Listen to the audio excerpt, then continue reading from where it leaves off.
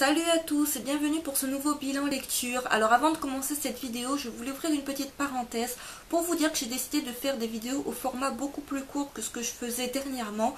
Donc voilà, de plus vous proposer des vidéos de 20-25 minutes, mais plutôt d'un format entre 3 et 10 minutes selon le type de vidéo. J'espère que cette initiative vous plaira. N'hésitez pas à me laisser vos avis en commentaire. Fin de la parenthèse. Dans cette vidéo, je vais vous présenter mes 3 dernières lectures et il s'agit de celle-ci. Et je commence sans attendre en vous parlant de Alice in Borderland, le tome 4 de Aroasso, publié aux éditions Delcourt.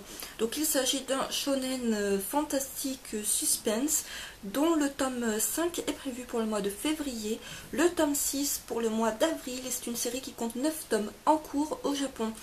Donc c'est un shonen que j'avais classé dans ma catégorie top Shonen 2013, ça a été un véritable coup de cœur. Alors je vous renvoie à cette vidéo là et également à un article sur mon blog où je parle du tome 1, où vous pourrez voir un petit peu un résumé de l'histoire. Donc à ce tome 4, déjà beaucoup de personnages principaux, je dirais, sont morts. Car bon, c'est un survival game, donc on s'en doute, il va y avoir des morts. Et les morts s'enchaînent, à vrai dire. La particularité de ce tome 4, c'est d'instaurer un nouveau cadre, c'est-à-dire la plage. Alors je ne vous explique pas trop ce que c'est, ça serait très vite vous spoiler ce qui se passe. Mais voilà, l'auteur installe ce nouveau cadre qui va contenir de nouveaux personnages. Bien évidemment, la plupart seront méchants vis-à-vis de Alice. Et donc voilà, ce tome tourne autour de cela, présente ce nouveau lieu, ses caractéristiques, sa hiérarchie, comment fonctionne le système de la plage, les différents protagonistes. Et le manga est toujours à son top niveau, il y a toujours une certaine tension, un certain suspense, mais c'est surtout des coups de théâtre qui s'enchaînent, surtout dans le tome 3 et 4, des morts auxquels on ne s'attend pas, des coups dans le dos assez surprenants. Et c'est ce qui fait tout le charme de ce manga, c'est que il est totalement imprévisible. Au contraire de ce que vous avez pu voir par exemple dans Doubt ou dans Judge, qui personnellement m'ont un petit peu déçu, comme je vous l'ai déjà dit, où c'est un petit peu aussi ce système de survival game, tout le monde s'entretue, tout ça. Mais là, voilà, l'histoire est beaucoup plus complexe, beaucoup plus intéressante, les personnages la psychologie des personnages est bien poussée. Et c'est vraiment très très intéressant à lire. Et c'est vraiment un shonen que j'aime de plus en plus. Si vous êtes passé à côté, vraiment lisez cette série. Je continue en vous parlant d'un shoujo qui faisait partie de mon top shoujo 2013, puisqu'il s'agit de The End of the World, le tome 2 de Aoi Makino, publié aux éditions Panini. Alors c'est un shoujo romance drame dont le tome 3 est prévu en France pour avril. Et c'est une série achevée en 4 tomes au Japon. Donc voilà, le tome 1, je vous en ai parlé dans de nombreuses vidéos. Je vous avais dit à quel point il était génial. Je vous en ai même fait un article sur mon blog. Encore une fois, je vous y renvoie si vous préférez un avis écrit plutôt qu'un avis oral. Et donc voilà, je vous avais dit beaucoup de choses positives à propos du tome 1. Et sachant que c'était une série courte, j'avais un peu peur de petit à petit être déçue et de finir sur quelque chose d'assez nul. Et bien ce tome 2 m'enlève les doutes que j'ai pu avoir à propos de cette série. Il est au niveau du tome 1, si ce n'est encore meilleur. Alors je vous montre déjà la couverture que je trouve franchement pas mal. Alors vous avez le personnage de Kawaguchi et le personnage de Azusa. Voilà.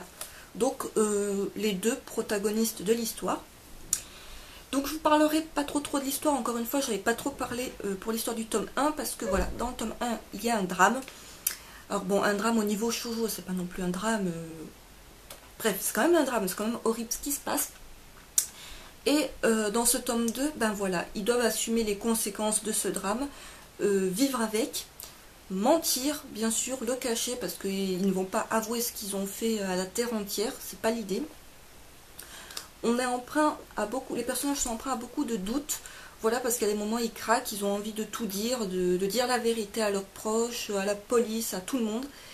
Mais voilà, il va y avoir des événements qui vont faire qu'ils ne peuvent pas. Ils ne peuvent pas se permettre de dire ce qu'ils ont fait, d'éclaircir toute la vérité sur cette affaire. Ce qui est donc ce qui les ronge de plus en plus, parce qu'ils s'enfoncent dans de plus en plus de mensonges pour maintenir leur secret.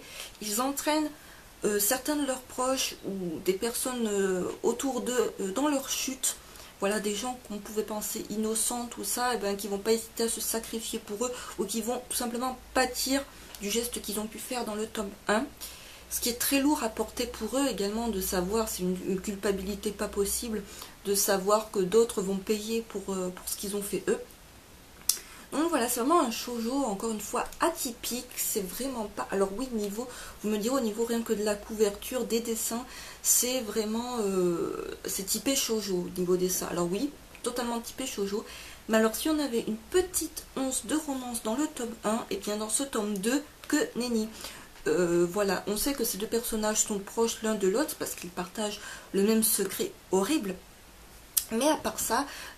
voilà, il n'y a rien de plus entre eux, c'est vraiment pas développé là-dessus, peut-être dans les 2 prochains tomes, mais là c'est vraiment pas leur préoccupation principale, j'ai envie de dire. Donc voilà, de plus en plus de mensonges, de magouilles entre guillemets pour préserver la vérité, quitte à faire tomber des gens. Voilà, c'est vraiment un shoujo de plus en plus prenant. J'avais peur que ça redescende un petit peu en rythme parce que le tome 1 tapait très fort, mais non, c'est vraiment, ça continue sur sa lignée. Et c'est vraiment un shoujo que je vous conseille, alors aussi bien encore aux garçons qu'aux filles, parce que là pour le coup, si vous avez peur de vous retomber dans un shoujo romance dégoulinante et compagnie, non, pas du tout, ce n'est pas du tout le cas avec The End of the World. Vraiment un shoujo que je continue à classer, que je classerai sûrement encore dans mon top 2014 si ça continue. Je conclus en vous parlant d'un shonen dont je pense que vous en avez déjà au moins entendu parler, puisqu'il s'agit de Bleach, le tome 56, donc qui est paru ce mois-ci.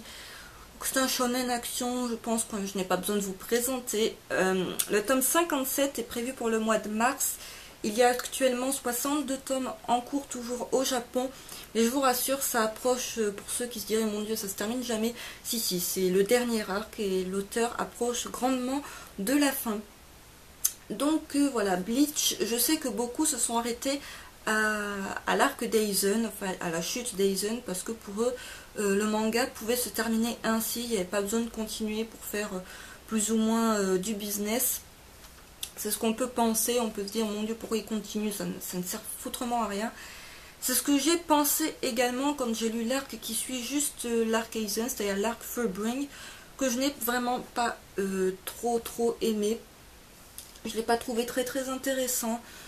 Beaucoup tourné autour d'Ichigo. Oui, alors il y avait de nouveaux personnages, mais bon, j'étais pas trop prise par l'histoire. Mais heureusement, c'est un arc qui n'a pas beaucoup duré, puisqu'il a duré du tome 49 au tome 54.